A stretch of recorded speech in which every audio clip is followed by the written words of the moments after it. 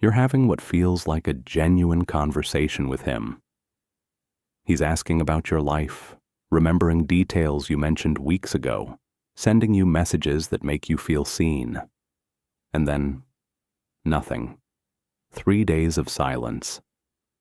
When he finally reaches out, he acts like those 3 days didn't happen, like the shift in his energy is imaginary on your part. You start to wonder if you're reading too much into it, if maybe you're being paranoid, if perhaps you should just be grateful that he's interested at all. You're not imagining this. Let me be direct with you right away. What you're sensing is real. The way a man's attention shifts without explanation, the way his words don't match his actions, the way he seems to value you more when you're distant and less when you're present and open. This is not your imagination working against you. This is your intuition working for you. Here's the truth that nobody wants to say out loud, especially not to women like you. Some men don't come to love. They come to take. They come to extract validation, comfort, attention, and ego support from women who are generous enough to offer it. And they are especially drawn to women in your position, women with depth, wisdom, experience, stability, and a hard-won understanding that real love is rare and worth protecting. This isn't to make you cynical. This is to make you discerning. There's a massive difference between the two. Cynicism closes you off. Discernment opens your eyes while keeping your heart safe. Cynicism assumes everyone is bad. Discernment watches to see if someone's actions match their words. Cynicism is fear-based. Discernment is clarity-based. And clarity, not fear, is what protects you. Before we go deeper, I want to invite you into a space where you feel supported. If this video is speaking to something you felt but couldn't quite name, please like it. If you're watching this and thinking about someone specific, someone whose behavior has left you confused and questioning yourself, please comment below and tell me, what was the one thing he said that made you want to believe him, even when his actions said something different? Your comment helps me understand what's confusing women right now, and it helps other women realize they're not alone. If you know someone who needs to hear this, someone who's been wondering if she's too demanding, too sensitive, too much, please share this with her. And if you haven't subscribed yet, this is the moment.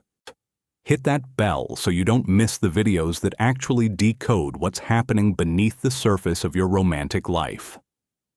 And if this lands hard, if this feels like the conversation you've needed to have with someone who actually gets it, consider sending a super thanks. It tells me to keep making these. Now here's what we're doing today. I'm going to name 7 patterns, 7 ways that men think about older women that they will never say out loud, but that shape every choice they make around you. With each one, I'm going to show you exactly what it looks like in real life. What he says, when he appears and disappears, how the texting goes, and why it works so well on someone like you. Then, I'm going to decode the psychology, why this pattern is effective, what it triggers in you emotionally, and why it hits mature women with particular force. Finally, I'm going to give you language and boundaries and ways to test whether someone is genuinely interested or simply extracting value. By the end, you'll have the words for what you've been sensing. You'll understand the mechanism beneath the confusion, and you'll know, step by step, how to protect yourself without closing your heart. Let's begin. Number 1. She's emotionally available in a way younger women aren't. Listen to what he's actually thinking when he pursues an older woman. She has already done the work. She's already been hurt, healed, and learned something from it. She doesn't cry easily. She doesn't make drama out of nothing. She won't cling to him or demand constant reassurance. She's independent, so he doesn't have to manage her emotional needs. And best of all, from his perspective, she's grateful. She's been single, she's wondered if love would find her again, And now, here he is, showing her attention. So, she will accept less than she deserves, because she's relieved that someone chose her at all. This is what he's thinking, even if he's not saying it. Here's what it looks like in real life. Early on, he notices that you don't ask a lot of questions about where he's been or who he's with. You don't need constant texting. You have your own life, your own friends, your own interests. He reads this as permission, not permission you've given consciously, but permission he's taking. He thinks, she won't drain my energy with needs. She won't make this complicated. She'll accept the amount of attention I'm willing to give. And so he starts testing the boundaries. He'll go a full week without texting. If you reach out, he'll respond warmly, but he won't initiate. If you don't reach out, he simply disappears. And he's watching to see, how long will she wait? How much silence can she tolerate before she breaks? How much will she do the emotional labor of keeping this connection alive? The psychology here is intermittent reinforcement. This is the exact mechanism that keeps people addicted to slot machines. You never know when the reward is coming, so you keep pulling the lever. He's warm and present one moment, distant and cold the next, and your brain is literally chemically rewarded every time he finally responds after a period of silence. That reward is stronger than it would be if he were consistently warm, because the inconsistency creates uncertainty, and uncertainty, for human beings, is a more powerful motivator than certainty. You're not drawn to him because he's consistently good to you. You're drawn to him because he's inconsistently attentive, and your nervous system is trying to solve the puzzle of how to get him to stay present. This hits mature women particularly hard because you have learned through decades of life that real love is patient and stable and reliable. You've probably read books about secure attachment. You understand intellectually that someone who truly loves you doesn't make you question yourself. And yet, he's showing you just enough attention, just often enough, that you find yourself working to keep him interested. You tell yourself he's busy. You tell yourself you're being too demanding by wanting consistency. You adjust downward, over and over again, until you're grateful for a text message. You, who have built a life, who have accomplished things, who have standards, you're now measuring your worth by how quickly he responds. Here's what to do. First, understand that this behavior is a test, and you're not obligated to pass it. When someone disappears for days and then reappears like nothing happened, don't immediately reward that behavior by responding warmly. Instead, respond slowly. Match his timeline. If he texts you on Wednesday after being silent since Monday, it's okay for you to respond on Thursday. You're not being cold. You're being consistent. You're saying, my time is valuable too, and I don't rearrange my life around your sporadic attention. Second, watch for the pattern. 1 disappearance could be circumstance. 3 disappearances in a month, without explanation or apology, is a pattern. Patterns don't change unless someone sees them and decides they want to change them. If you're with someone who doesn't acknowledge the pattern, he's chosen it. He's choosing intermittent attention because it keeps you uncertain and trying. That's not love. That's strategy. Third, test consistency without chasing. Here's what this means. You don't change your behavior to try to get him to change his. You don't text more when he goes silent, hoping to remind him you exist. Instead, you maintain your own life so completely that his presence or absence doesn't determine your state. When he finally does reach out, you're not breathless with relief. You're calm. You're clear. You say something like, I've noticed you disappear for days without explanation, and then act like it didn't happen. I need someone who communicates regularly, even just to say they're busy. If that's not something you're willing to do, I understand. But it's not something I can keep doing. Then you watch what he does. Does he apologize and actually change? Or does he get defensive or disappear for longer or come back with a big romantic gesture that's designed to make you forget the pattern? If it's the latter, you have your answer.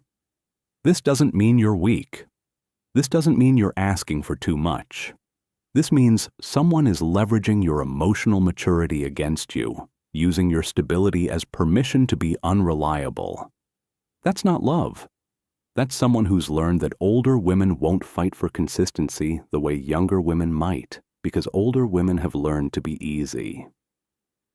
And you need to unlearn that. Now, number 2, she'll accept a version of me instead of the whole truth. There's something that happens when a man thinks he can compartmentalize his life around an older woman. He believes she'll accept the story he tells her instead of investigating the reality. He thinks she's too polite to ask hard questions, too gracious to demand clarity, too experienced to be naive, but not experienced enough to see through his specific version of deception. Here's the calculation he's making. Younger women might demand to meet his friends, see his place, know his real schedule. But an older woman? She's learned not to be clingy. She won't want to seem controlling. She'll convince herself that everyone deserves privacy. She'll accept half-truths because she's tired of drama and just wants to believe the good version of him. What it looks like in real life is this. He's vague about his living situation. I'm between places right now, he says, or I'm working on a move. Months pass. You've never been to his house. He always comes to yours, and it's always at times that are convenient to him. You don't know his friends. You've never met a single person in his life. When you ask about these things gently, because you're not the type to demand, he deflects. Why do we need to make this complicated? It's just us. That's all that matters. And part of you believes this. Part of you thinks, yes, maybe I am being too conventional, too stuck on the trappings of a relationship. Maybe real love is about this connection between us, not about labels and introductions and proof. But here's what's really happening. He's keeping you compartmentalized because you're not his only compartment. Maybe he's married. Maybe he has a long-term girlfriend. Maybe he has other women he's seeing. Maybe he has legal trouble or financial obligations he doesn't want to explain. The specifics don't matter as much as this. The vagueness is intentional. It's not an oversight. It's a protection. He's protecting his other life, and he's counting on your emotional maturity and your desire not to seem paranoid to keep you from pressing too hard. The psychology here involves what's called identity compartmentalization. He split his life into sections, and you're in the section labeled safe space where I get validation and intimacy without accountability. What makes this work is that he's betting on your understanding of healthy boundaries. You've probably read enough therapy content to know that people deserve privacy. You probably believe that trust means not interrogating your partner. And he's using your own healthy relationship knowledge against you. He's turned your open-mindedness into permission for his duplicity. This specifically targets older women because you've usually learned, sometimes through painful experience, that controlling behavior is a red flag. You've promised yourself you'd never be the woman who demands to check a man's phone or police his movements. So when he offers you the alternative, don't ask, don't check, just trust. It feels like the mature choice. It feels like the evolved choice. And it absolutely is, but only if you're with someone who's being honest with you. If you're with someone who's being deliberately vague, then your trust is being given to a fiction, not a person. Here's what to do. Understand that wanting to meet his friends isn't controlling. It's normal. It's the bare minimum of a real relationship. A man who genuinely wants a relationship with you will want to integrate you into his life. He'll want his people to know you. He'll feel proud to introduce you. If he's been seeing you for 6 months or longer and you haven't met a single person in his life, that's not about his boundaries. That's about your status. You're not his girlfriend. You're his secret. Second, stop accepting vague explanations. When he says he's between places, ask a direct question. Okay, so where are you staying right now? I'd like to come over sometime. And then watch what happens. If he can't give you a straight answer, if he deflects again, if he says it's too messy or too complicated or not ready yet, you have critical information. The information is he's hiding something. Not maybe, definitely. There's no legitimate reason why a man who's genuinely interested in you can't tell you where he's living or introduce you to his friends after 6 months. Third, don't use trust as an excuse for blindness. Trust is good, but it's not the same as naivety. Trust means you believe someone is being honest with you. But before you extend that trust, you need evidence that honesty is actually happening. Evidence would be, he talks about his life openly. He answers your questions directly. He introduces you to people who matter to him. He's consistent about his schedule and his whereabouts. He doesn't become defensive when you ask normal questions. If evidence is missing, trust is premature. You're not being controlling by asking to meet his friends. You're being clear about what you need to feel secure. And if that's too much to ask, then he's already shown you that you're not his priority. This doesn't mean you're suspicious by nature. This doesn't mean you're damaged by past relationships.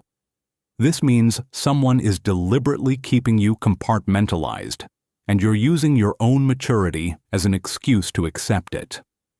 The mature choice isn't to trust blindly. The mature choice is to trust, but verify. And if verification is impossible, step back. Number 3, she'll confuse pity with love. There's a specific type of man who comes to an older woman with a story about how hard his life has been, how misunderstood he is, how everyone else has let him down. His ex was crazy. His boss doesn't appreciate him. His family never believed in him. He's been through so much, and he just needs someone who understands. Someone patient, someone kind, someone who won't judge him.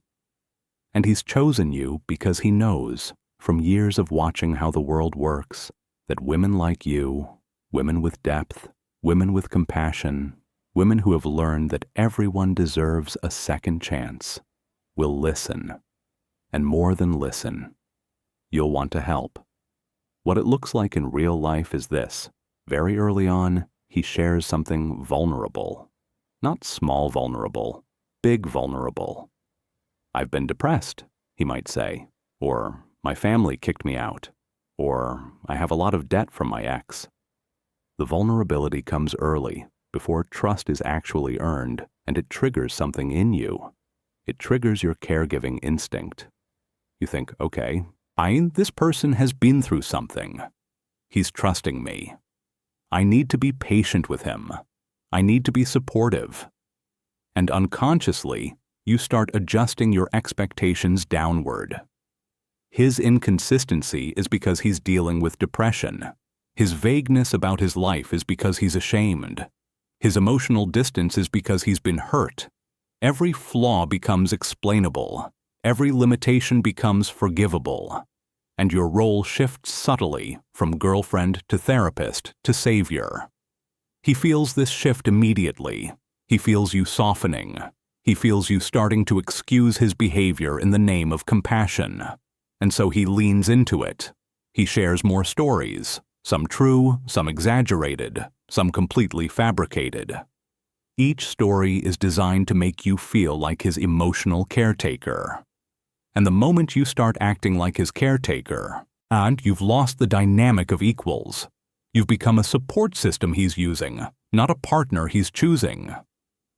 The psychology here is called vulnerability bonding, and it's incredibly powerful. When someone shares something painful with you, your brain releases oxytocin, the bonding hormone. You literally feel more connected to them. You feel more protective of them. And if that vulnerability is presented early and intensely, it creates a false sense of intimacy. You think you know him deeply because he's told you something painful. But you don't know him. You know his pain. And those are not the same thing. Here's why this is particularly effective with older women. You've lived enough to know that everyone carries something. You've seen enough hardship in the world, either in your own life or in people you love, that you have genuine compassion for struggle. You're not the type to dismiss someone's pain. And that goodness is being weaponized. He's counting on your capacity for empathy to lower your standards for how he treats you. He's betting that if he seems hurt enough, you'll forgive him for hurting you. Here's what to do. First, understand that compassion and accountability are not opposites. You can feel genuinely sorry for someone's struggles and still require them to treat you well. These two things don't cancel each other out. If he's dealing with depression, that's real, and it's worth understanding. But depression doesn't give him permission to be inconsistent with you, or to make you feel small. If it does, then what he's got isn't just depression. He's got a choice to be selfish, and he's using depression as cover. Second, watch the proportion. In a healthy emerging relationship, vulnerability should increase gradually and should be reciprocal. You share something, he responds with understanding. He shares something, you respond with understanding. It's balanced. But if you're hearing his entire trauma history in the first month, that's not intimacy. That's a data dump designed to lower your defenses. You don't actually know this person. You know his worst moments, and he's made sure you feel responsible for healing them. Third, do not become his therapist. This is critical. If he's dealing with serious pain, depression, family estrangement, past abuse, he needs a therapist, not a girlfriend. You are not equipped to heal his wounds. And the moment you accept the role of emotional healer, you've put yourself in a position of endless liability. You're always working to make him feel better. You're always responsible for his emotional state. You're always trying to do enough, be enough, care enough to make the pain go away. And it never does, because you don't have the professional training to do what he actually needs. So when he shares something heavy early on, respond with compassion, and then redirect. That sounds really difficult. Have you worked with a therapist on that? That might be really helpful. You're not rejecting him. You're setting a healthy boundary. You're saying, I care about you, and I also know my limits. And if he responds negatively to that, if he makes you feel guilty for not being his emotional fixer, then you know something important about him. He's not interested in your love. He's interested in your service. This doesn't mean you're heartless. This doesn't mean you lack compassion. This means someone is using your goodness as a leash, and you're giving him permission by staying. Step back. Recommend a therapist. Watch whether he takes that recommendation seriously or whether he just keeps dumping on you. His answer will tell you everything. Number 4. She'll stay if I remind her she almost didn't have me. This is a subtle one, and it's powerful. Some men operate on the principle of artificial scarcity. They create the illusion that choosing them is a privilege, and that if you step out of line, if you ask for more, if you want clarity, if you set a boundary, they might choose someone else instead. Here's how it works in his head. I'll make her feel like she's lucky I'm interested at all. I'll show her just enough that other women are interested in me. I'll remind her that I have options. And then, when she starts questioning me or asking for more, she'll remember. He could leave. She'll fall back in line. She'll accept less because she's afraid of having nothing. What it looks like is this. Very early in the connection, he mentions other women. Not in a cruel way. In a casual, almost unintentional way. My neighbor was just telling me. Or an ex-girlfriend said something similar. Or he'll get a text in front of you and laugh like it's flirting. Or he'll mention that he's been on dating apps, or that women keep trying to get him to commit, or that he has a lot of options but he's choosing to be with you. It's all designed to create a sense of, he could leave any time, you're replaceable. So if you want to keep him, you need to be easy. You need to be grateful. You need to not make waves. And here's the insidious part. Every time you start to ask for something more, every time you start to show signs of leaving, he'll remind you. He'll mention another woman. He'll talk about someone else being interested. He'll spend time with his ex. He'll get back on the dating app. And he'll present it all as natural, as something that just happened, as proof that yes, he could leave. So are you going to keep accepting what he's offering, or are you going to push him away? The psychology here is called artificial scarcity, and it works because it taps into fear. Fear of abandonment, fear of being alone, in fear of having invested time in someone who leaves anyway. And it's especially effective on older women because you have a specific fear that's very real. The dating pool is smaller. The older you get, the fewer options there are. And he's using that statistical reality against you. He's saying you should be grateful to have anyone because finding someone at your age is harder. The deeper mechanism is also about intermittent reinforcement again, but with a twist. Not only is his attention inconsistent, but it's also presented as something you might lose. The uncertainty isn't just, when will he text me? It's, how long will he stay? And that uncertainty is paralyzing. You stop asking for what you need because you're afraid that asking will be the thing that makes him leave. And this is particularly cruel with older women because it leverages your actual statistical disadvantage. The dating market actually does skew younger and turns it into an excuse for him to be selfish. He's essentially saying, I know you have fewer options, and I'm going to use that against you. And the saddest part is that you often accept this because you believe it. You believe the lie that having fewer options means you should accept worse treatment. Here's what to do. First, understand that your age is not a liability in the love market. It's a filter. It filters out the people who aren't mature enough for you. There are absolutely men who are attracted to older women, not women who are insecure about their age and will therefore accept anything, but women who are confident and interesting and have lived a life. Those men exist. And they don't spend time mentioning other women. They're too busy being grateful they found you. Second, understand that scarcity is a sales tactic, not a love statement. When someone constantly reminds you of their options, they're not showing you how desirable they are. They're showing you they're still shopping. They're showing you that they haven't decided to choose you. They're keeping themselves available, and they're using the threat of their availability to keep you compliant. A man who has truly chosen you doesn't need to remind you that he could leave. He's too busy showing you he wants to stay. Third, make your own options visible, not to compete with him, but to ground yourself in reality. Get back on the apps if you want to.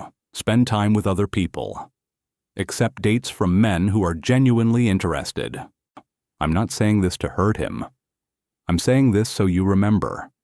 You're not as desperate as he's made you feel. You have options too. And the moment you know that in your bones, his threat of leaving stops working. Because you're not trying to hold on to him anymore. You're evaluating whether he deserves to hold on to you. Fourth, when he mentions another woman, don't panic. Don't try to change yourself to keep him. Instead, step back and observe. If this is a pattern, if he regularly mentions other women, maintains contact with exes, gets back on the dating apps, then he's not in a relationship with you. He's keeping you as an option. And you deserve to be someone's choice, not their backup plan. This doesn't mean you're not enough. This doesn't mean you should have fought harder to keep him. And this means he was never going to choose you fully, and his constant reminders of other women were his way of making sure you knew it too. Your job wasn't to change that.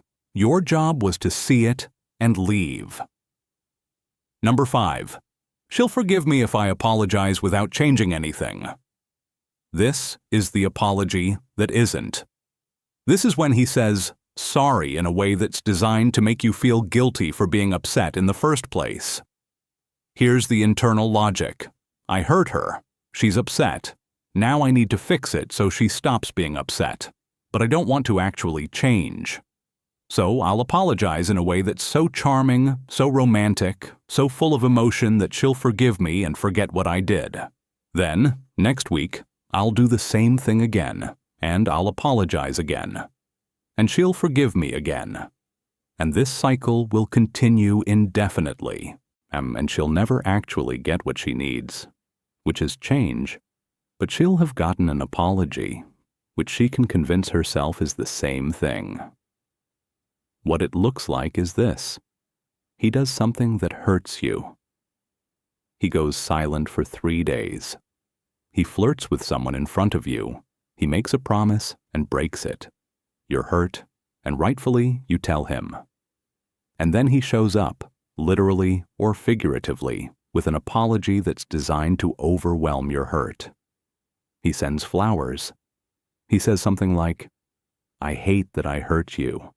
I don't deserve you. You're amazing." He might even cry. Or he gets romantic. He reminds you of something good that happened between you. He creates an experience where the focus shifts from what he did wrong to how he feels about doing wrong. And in all of this emotion and performance, the actual harm gets lost. Why you forgive him? You comfort him. You reassure him that it's okay. And absolutely nothing has changed about his behavior. A week or 2 weeks later, he does the same thing again. And you're confused because he apologized. You forgave him. Shouldn't this be resolved? But it's not, because the apology was never about taking responsibility for the behavior. It was about getting you to stop being upset so he could continue the behavior. The psychology here is something called false repair. He's creating the appearance of accountability without the actual work of change. Apologies are powerful. They can heal real damage. But they can also be manipulative if they're not followed by different behavior. The formula for a real apology is, I see what I did. I understand why it hurt you. I feel genuine remorse. I'm going to do something differently going forward. But the formula for a false apology is, I feel bad that you're upset with me. I'm sorry you're hurting. Please stop being upset so I can feel better. Do you see the difference? In the real apology, he's taking responsibility for his actions. In the false apology, he's making his own discomfort with your emotions the problem that needs to be fixed. This is particularly effective with older women because you've learned, over decades, that relationships require forgiveness. You understand that nobody is perfect.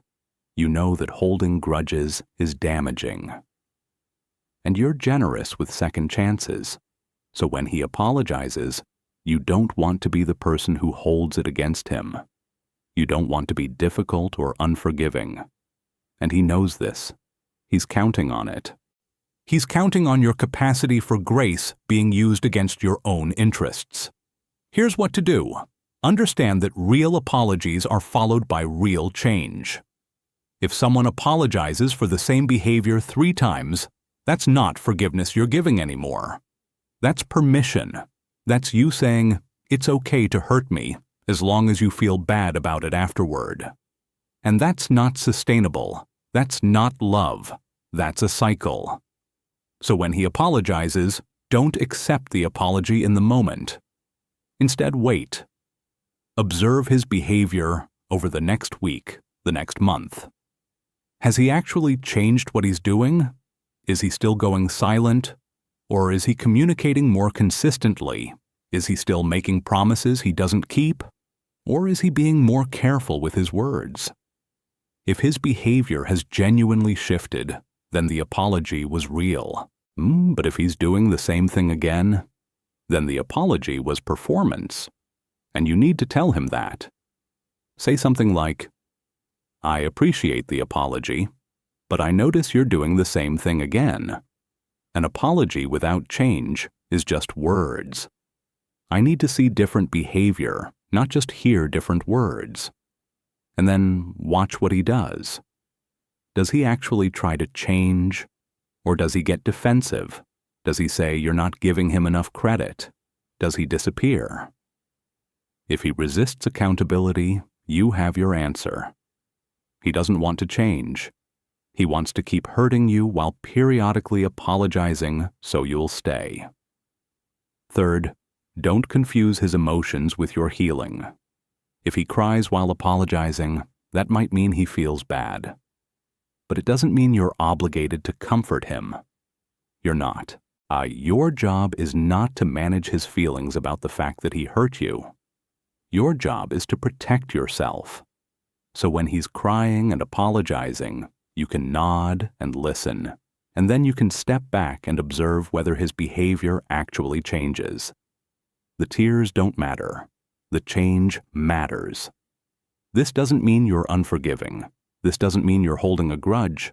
This means you understand the difference between genuine accountability and emotional manipulation, and you're not accepting the latter as a substitute for the former. Number 6, she'll create the meaning I'm not actually providing. This one is subtle, and it's devastating. Some men know that if they don't explicitly state what they mean, women will fill in the gaps with hope. Women will construct narratives. Women will take a vague text message and build a whole story around it. And he's counting on that. Here's the mechanism. He doesn't say, I love you.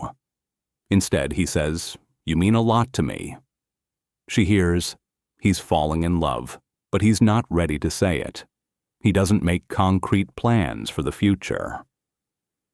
Instead, he says, one day we should travel together. She hears, he's imagining a future with me. He doesn't introduce her to his friends.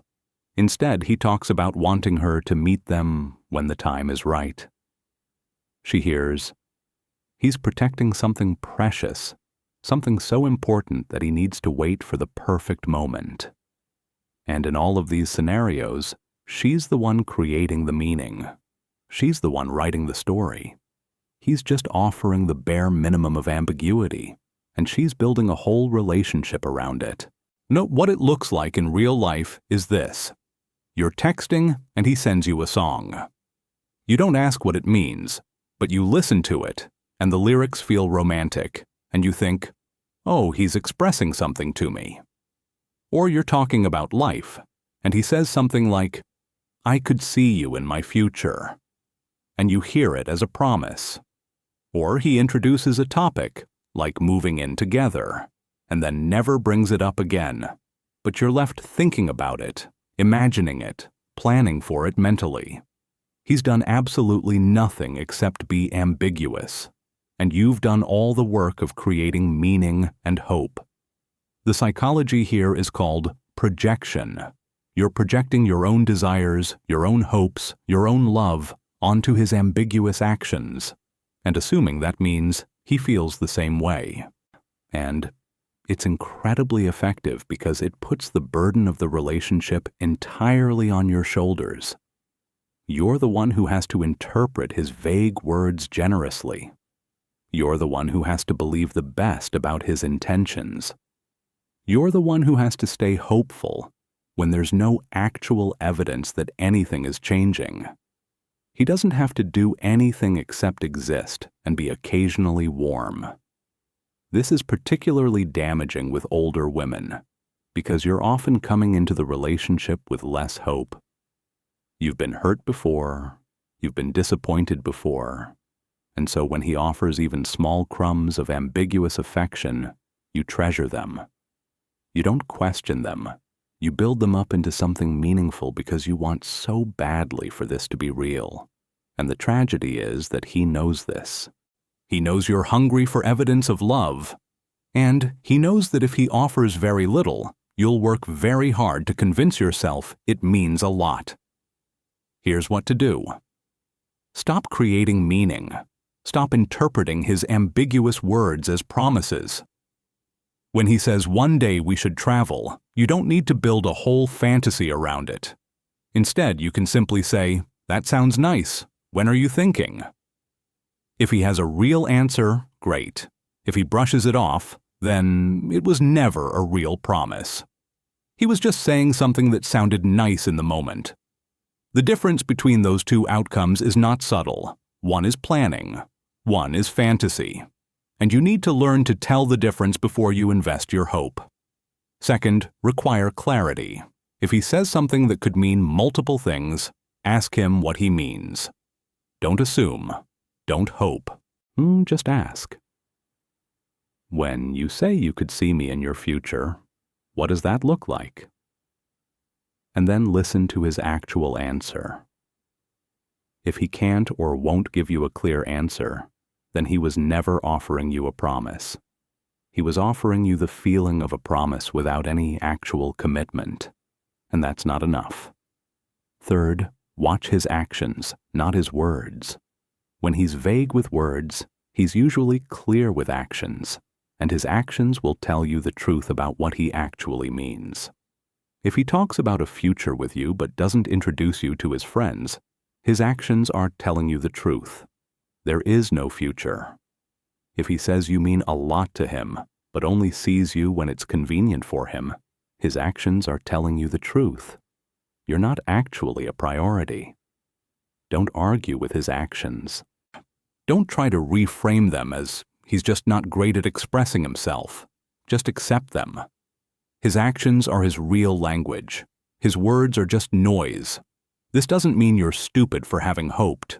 This doesn't mean you're naive for imagining a future. This means someone deliberately left things ambiguous so you would do the emotional work of the relationship for him, while he did the minimum. And you deserve better than that. Number 7. She needs me more than I need her, and that gives me power. This is the final pattern, and it's the most dangerous one because it's often invisible until you're very deep in it. I need you to understand something crucial. There's a mechanism that operates beneath all of these patterns, and if you can see it clearly, you can protect yourself from it. And that mechanism is this. He has systematically created a situation where you need him more than he needs you. And he's done this so gradually, so subtly, that you might not have noticed it happening. But it's the foundation of everything. The inconsistency, the vagueness, the false apologies, the ambiguity. All of it serves one purpose, to keep you off balance, uncertain, and convinced that he has power in this dynamic, and you don't. Here's how it works. Early on, you're equal. You're both interested, you're both trying. But then, he starts being inconsistent, and you start trying harder to keep him interested. You text first, you initiate plans, you drive to him. You're constantly working to maintain the connection. He's doing the absolute minimum. And over time, this becomes your relationship. You're the one pursuing. He's the one choosing whether to respond. You're the one investing. He's the one deciding whether you've done enough to deserve his attention. And by the time you realize what's happened, you've become dependent on him in a way he's never become dependent on you. You need his validation. You need his attention. You need him to tell you that you're worth something. And he knows this, and he's using it. The psychology here is about intermittent variable reinforcement combined with learned helplessness. You've been on a schedule where you never know when the reward is coming, so you keep trying. And you've slowly learned that your own actions don't consistently produce results. That sometimes you reach out and he responds, sometimes you reach out and he doesn't, so eventually you stop believing you have control. You believe your outcomes depend entirely on him and what he decides to do with you. And at that point, you're trapped. Not because he's locked you in, but because you've locked yourself in by deciding you can't leave. This is where older women get hurt most profoundly. Because by the time you realize you're trapped, you've spent months or years trying. You've made compromises, you've lowered your standards, you've excused his behavior, you've blamed yourself for not being patient enough, understanding enough, cool enough. And now stepping away feels like admitting that all that time, all that effort, all that belief was for nothing. So you stay. You convince yourself that if you just try a little longer, invest a little more, accept a little less, he'll finally see your worth and choose you completely. He won't. Here's what to do. And this is the most important protective step of all. You need to deliberately reverse the dependency. You need to make yourself more valuable to yourself than he is to you. This sounds abstract, but it's very concrete. It means go back to your own life. Invest in your friendships, not just in him. Do your hobbies. See your family. Build your world so completely that his presence is a nice addition, but his absence doesn't devastate you. Spend money on yourself. Take a class you've wanted to take. Go on a trip alone. Do things that make you feel alive and capable and whole. Because the moment you don't need him anymore, not in the sense of not loving him, but in the sense of not being dependent on him for your sense of self, the dynamic shifts completely. You won't accept his inconsistency because you won't be hoping his attention is coming. You'll be too busy to wonder why he hasn't texted. You'll respond to him slowly, not out of strategy, but because you genuinely have other things going on. You'll require clarity, not because you're demanding, but because vagueness doesn't work on someone who has options, and he will either meet you with real investment or he'll disappear. And if he disappears, it won't destroy you, because you were never depending on him to fill the void inside you. You were just seeing if he was worth letting into your already full life. This doesn't mean you become cold or unavailable. It means you become unavailable to mistreatment. It means you love from a place of choice, not desperation. Oh, and that's the thing about real love. It only happens when both people are choosing, not when one person is begging and the other is deciding whether they feel like showing up. Second, understand that leaving is not a failure. Leaving is a data point. It's you saying, I saw the pattern, I understand what's happening, and I'm not willing to participate in it anymore. That's not giving up. That's clarity. That's the most powerful thing you can do. Third, understand that if he changes, it won't be because you loved him harder. It will be because you left, and he felt the consequence of that. And even then, you need to be very careful. Because a man who changes only when you leave hasn't really changed. He's just adjusted his tactics. He'll be better for a while. He'll be attentive and consistent and romantic. And you'll think, oh, he was just scared. He needed to know I was serious. But what he's really done is learned a new way to keep you. He knows that full abandonment doesn't work, so now he's offering just enough to keep you from leaving again. You're still not free.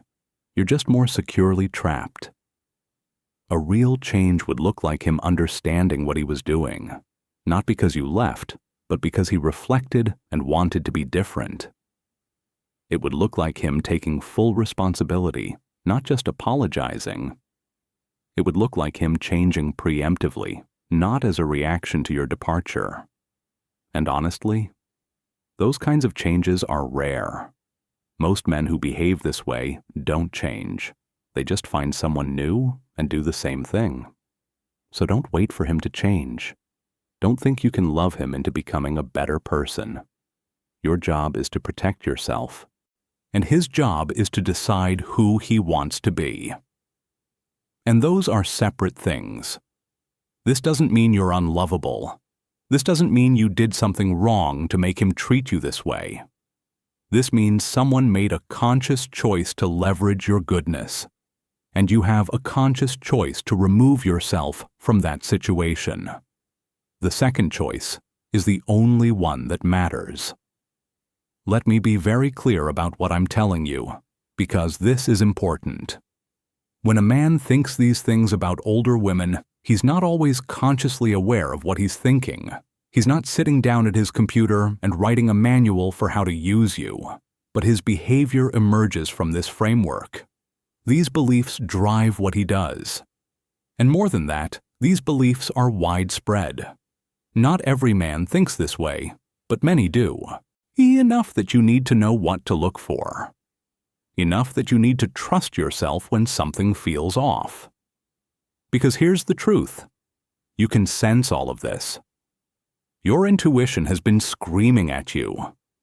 That feeling that something doesn't add up, that his words don't match his actions, that you're doing more work than he is. That's not paranoia. That's clarity.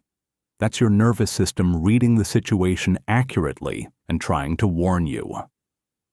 Listen to me about what comes next. Your time matters. Your peace matters. Your standards matter. Not because you're perfect. Not because you deserve someone flawless. But because you're human, and you deserve to be treated like your time, your heart, and your energy have value. Real love doesn't punish you for asking for clarity. Your real love doesn't disappear and then expect you to be grateful when it reappears. Real love doesn't make you question your sanity. Real love doesn't require you to do all the emotional work while someone else does the minimum. Real love doesn't exploit your goodness. If you're in a situation right now where you're experiencing any of these patterns, I want you to understand something. It's not because you're weak. It's not because you're lonely. It's not because you should have seen it coming. It's because you're human. And humans are wired to connect. We're wired to give benefit of the doubt. We're wired to hope. And that's not a flaw.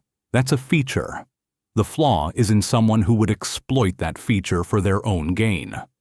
But here's what you can do starting today. You can stop explaining his behavior. You can stop finding reasons to excuse it. You can stop telling yourself that if you're just patient enough, kind enough, understanding enough, it will change. It won't. Not unless he decides it matters enough to him to change. And that decision has nothing to do with how much you love him. You can start paying attention to the gap between his words and his actions. Not in a paranoid way, just in a clear way. Notice when he says he cares about you, but doesn't show up. Notice when he tells you you're special, but treats you like an option. Notice when he apologizes without changing. These gaps are information. They're telling you something true about who he is and what he's capable of. Don't minimize them. Don't rationalize them. Just notice them. You can start rebuilding your own life so completely that his presence or absence doesn't determine your value. Go back to your friends. Invest in your family. Do the things that made you feel alive before he showed up. Fall back in love with yourself. Because the most important relationship in your life is the one you have with yourself. And if that relationship is strong, if you genuinely believe you're worth something, if you genuinely love your own life, then you become immune to this kind of manipulation. He can still hurt you, but he can't trap you. And finally, you can walk away without guilt, without wondering if you gave it enough time, without believing that if you'd just been different, it would have worked, without carrying his pain or his story or his limitations as your responsibility. You can look at the pattern, see it clearly and say, "This isn't working for me," and then you can leave. That's not cold. That's not cruel. That's not you being too much or not enough. That's you respecting the most important person in your life, yourself. The way you feel right now. If you're sensing that something is off, if you're questioning whether you're being paranoid, if you're wondering whether you should just accept less and be grateful, that feeling is not your paranoia. That's your wisdom. That's your nervous system protecting you, and it's time to listen to it.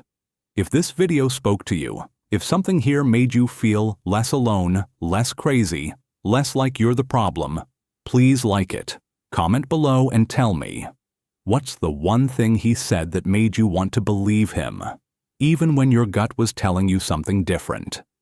Your comment helps me understand what's confusing women right now. And it helps other women realize they're not crazy. They're not alone. They're not the problem. Share this with a woman who needs to hear it. Share it with your friend, your sister, your mother, the woman in your book club who's been quiet about her relationship lately. Share it because she needs to know that her intuition is right, that she's not imagining this, that she deserves better. Subscribe, because this is where we talk about the truth beneath relationships, the truth that the mainstream media won't tell you, the truth that therapy doesn't cover in a 30-minute session, the truth about how men think, how women love, and how you can do both while still protecting yourself. Hit that bell so you don't miss it. And if this landed hard, if this felt like the conversation you've been waiting to have with someone who actually understands, consider sending a super thanks. It tells me to keep making these videos. It tells me that this matters. It tells me that there are women out there who are ready to stop accepting less than they deserve. You are going to be okay, whether he stays or leaves, whether he changes or remains the same, whether this relationship continues or ends. You are going to be okay, because your peace doesn't depend on him. Your worth doesn't depend on him. Your life doesn't depend on him. These things belong to you. They've always belonged to you. And the moment you remember that, truly remember it, everything changes. Trust yourself. Your intuition has been right all along.